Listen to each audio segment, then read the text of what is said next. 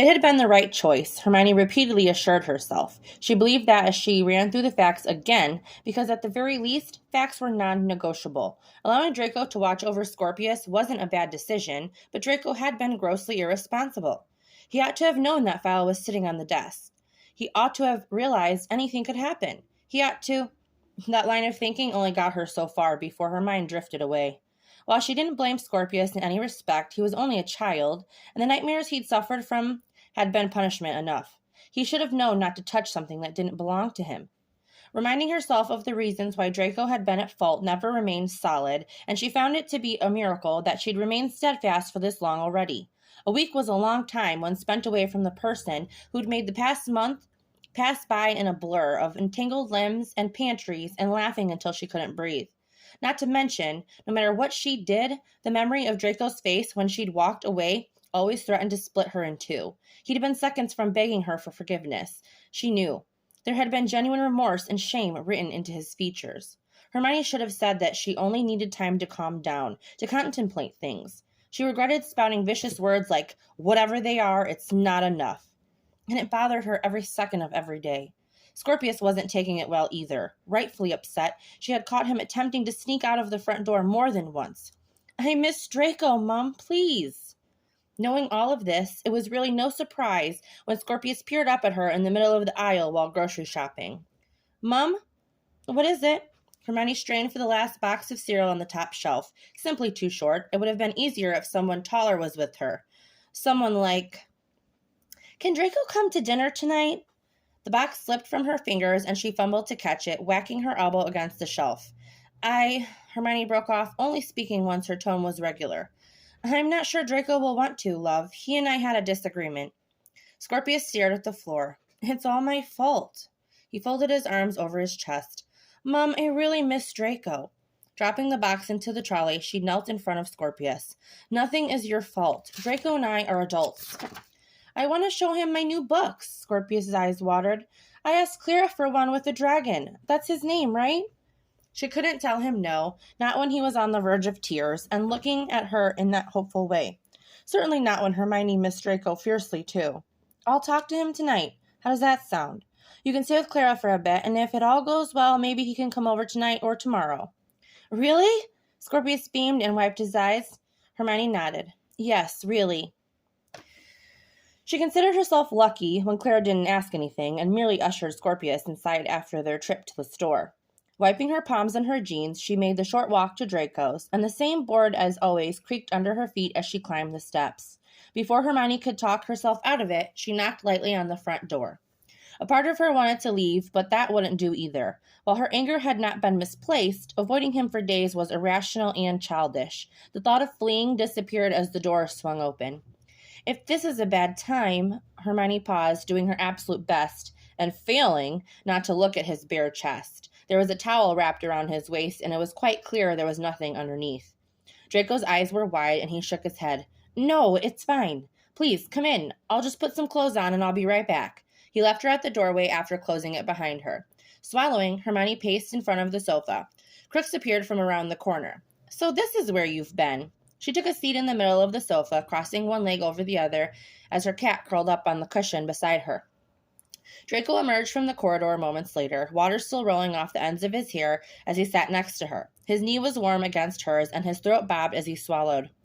"It's good to see you." "I'm sorry," Hermione blurted, grasping his knee and sliding closer to him. "After a few days passed, I realized I may have overreacted that night. Scorpius had just woken up from another night in a fit of tears, and I was so furious that I aimed all of my blame at you. It was an accident." His eyebrows lifted. "You were right to, and truly. I don't think you overreacted, Hermione. This was a monumental fuck-up," and surging forward, Hermione's hands framed his face and slanted her lips against his as tangled her fingers in his still wet hair.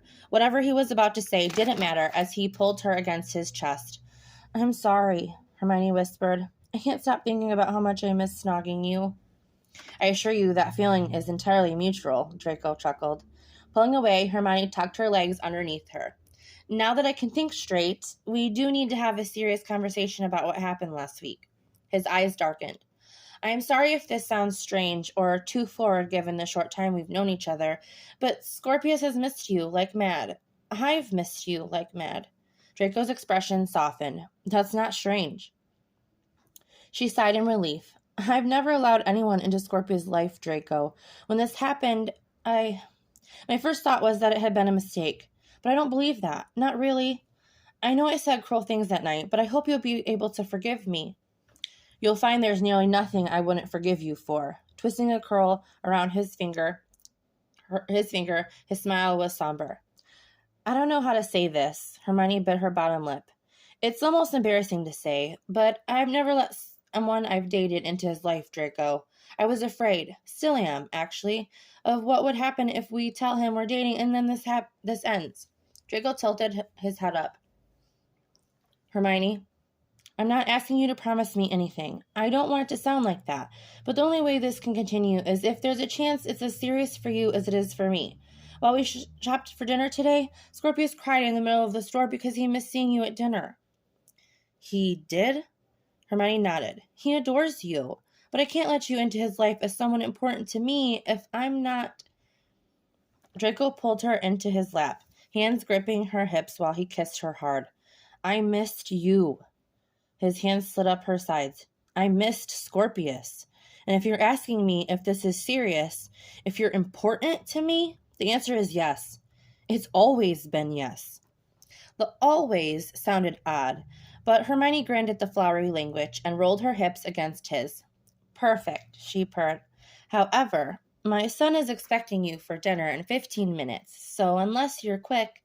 He snorted. There will be nothing quick about that, and our first time certainly won't be on my sofa. Hermione's eyes brightened. What about the second? Teasing little witch. Draco dragged her lips back to his.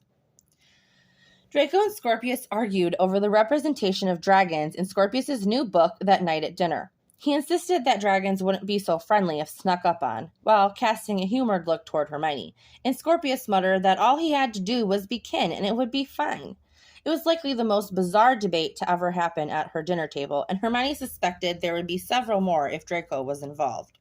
At least she hoped that was the case.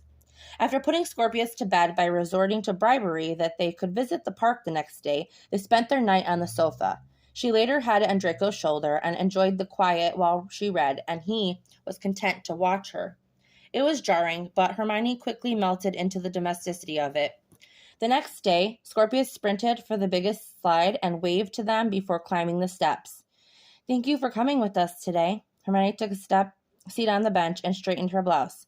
Not that Scorpius gave you much of a choice. Draco snorted. I'm happy to come. He took the seat next to her, sliding his arm around her shoulders. There's something I want to ask you, but it's personal. Hermione clapped as Scorpius reached the bottom of the slide. You can ask me anything you like. He fidgeted with the edge of her jumper. Would you be uncomfortable if I asked you about Scorpius's father? She tensed. Ask me anything, but I can't guarantee I can answer your question. What with, well, you already know. I just wanted to ask if you think you could ever forgive him. No one had ever asked her that. They'd asked probing questions, rude questions, but never if she would forgive the man that was a stranger to her. Hermione watched her son wave from the top of the slide and swallowed. I like to think I could, if he had a good reason for what kept him away. I just don't know who would want to miss out on him. Yeah. Draco let his head fall back and he was staring at the sky. When she looked over, his eyes met hers and a chill ran down her spine. I can't imagine anyone who would willingly choose to miss a moment with the two of you.